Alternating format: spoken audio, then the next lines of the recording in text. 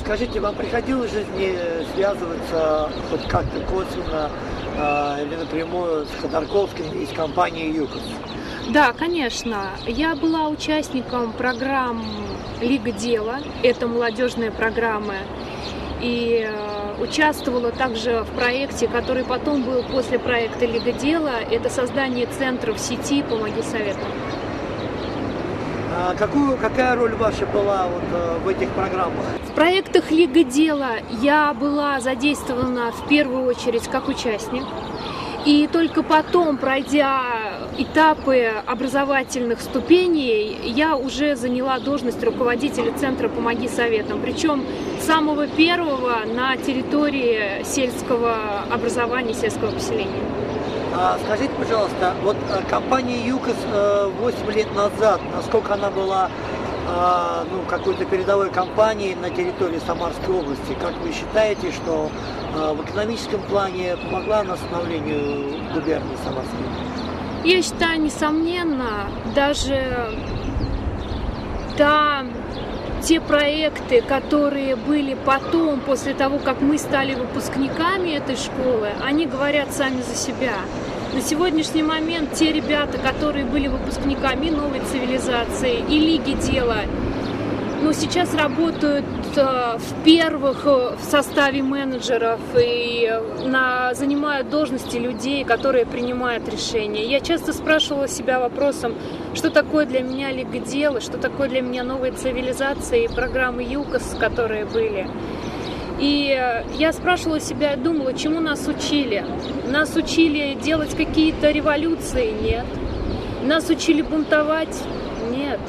Нас учили мыслить и быть профессионалами, и думать вперед, к чему приведет сказанное тобою слово, к чему приведет, если ты молодой политик, сделанный тобою шаг.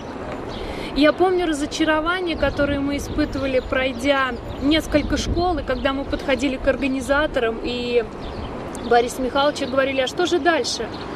Они отвечали просто: живите, мы дали вам все, что могли. Преподаватели, тренера, которые были, они были профессионалами высшего уровня.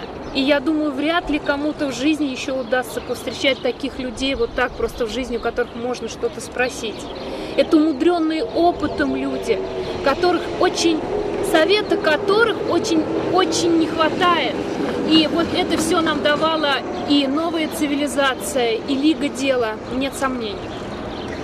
Как вы считаете, если бы сейчас все-таки компания ЮКОС жила и существовала в России, на территории Самарской губернии, вы можете предположить, что бы было бы? Я бы смогла, наверное, с уверенностью сказать о том, чтобы были качественные проекты именно молодежного воспитания и детского воспитания, потому что тот профессионализм, с которым они подходили к проектам, это была не массовость. Мы сейчас смотрим очень многие молодежные программы. Это массовость, это желание зарекомендоваться. Вот насколько много, смотрите. Там был скрупулезный отбор. Да, очень многие обижались. Но я уверена, что мы бы получили качественные программы. Не только в развитии молодежной и детских программ, но и в развитии общественности.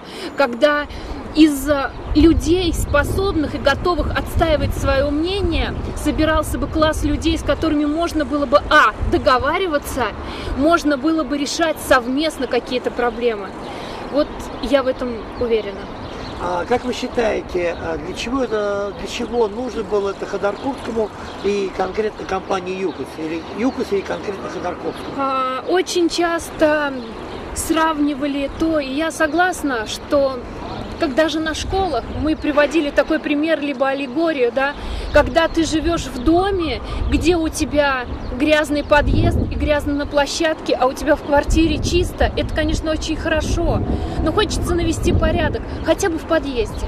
И вот те образовательные программы, те программы, направленные на общественность, они носили только такой характер, чтобы мы, жители каждой квартирки, каждого дома, начали думать о том, что мы живем не только в своей скорлупе, но есть еще что-то там. И нужно хотя бы раз в жизни что-то взять и сделать, и не быть потребителями, а четко понимать о том, на что ты способен, и каков твой потенциал, и как ты его можешь конвертировать в те программы, которые существуют вокруг тебя.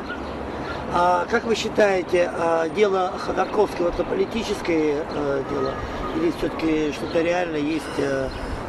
Ваше мнение? Мне кажется, сейчас это я думаю, что это политическое дело, да. К сожалению. Как в Самаре была представлена компания ЮКОС и лично Ходорковский? Компания ЮКОС в Самарской губернии было явлением совершенно уникальным, которого не было ничего подобного ни тогда, ни сейчас, к сожалению. Фактически эта компания собой подменяла в значительной степени функции образовательных учреждений, функции органов местного самоуправления и так далее. Это как раз тот пример, когда вот эти триада власть, бизнес и общество были соединены в деятельности одной структуры. С одной стороны, это организация, которая, имея в своем составе умелых бизнесменов, работала локомотивом в экономическом смысле для региона.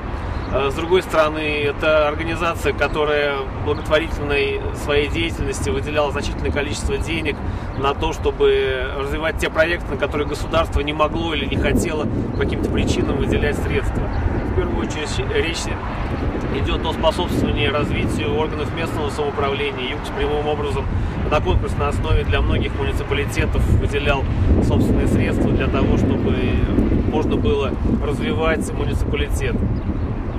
Серьезные деньги выделялись и на общественные проекты по подготовке лидеров некоммерческих организаций, молодых политиков.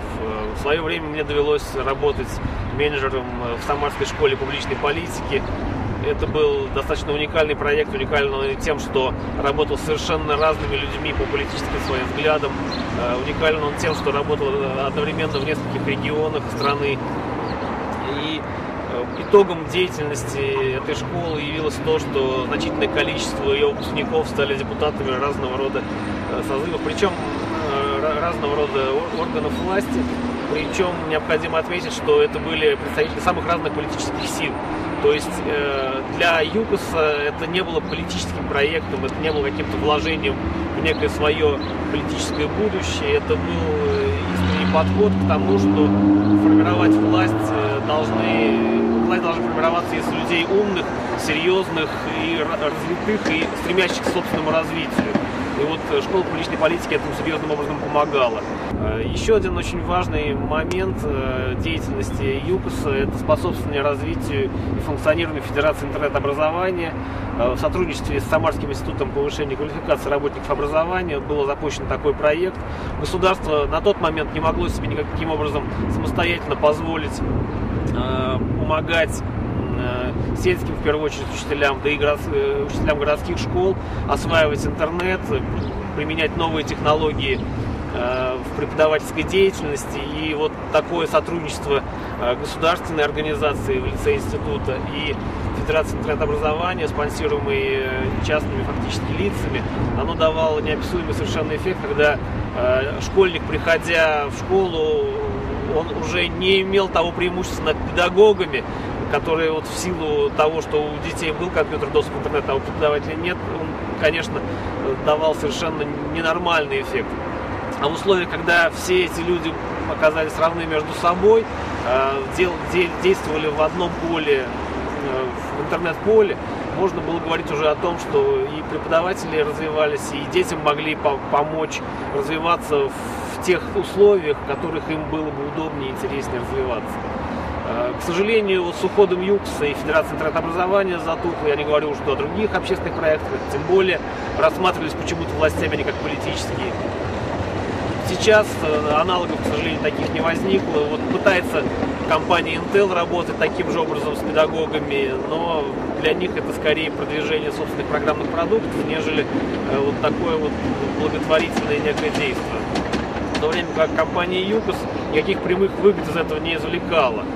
И, конечно, дождаться, когда у нас в государстве будут созданы условия для того, чтобы компании, подобные ЮКОСу, продолжали вот так вот фактически безвозмездно вкладываться в те сферы деятельности, в которые не вкладывается государство и не вкладывается другой бизнес, нам, наверное, придется еще очень долго, потому что пример расправы над ЮКОСом, пример расправы над Ходорковским и Лебедевым говорит нам о том, что государство не готово терпеть вмешательство в те сферы, в которых оно не видит независимых бизнесменов.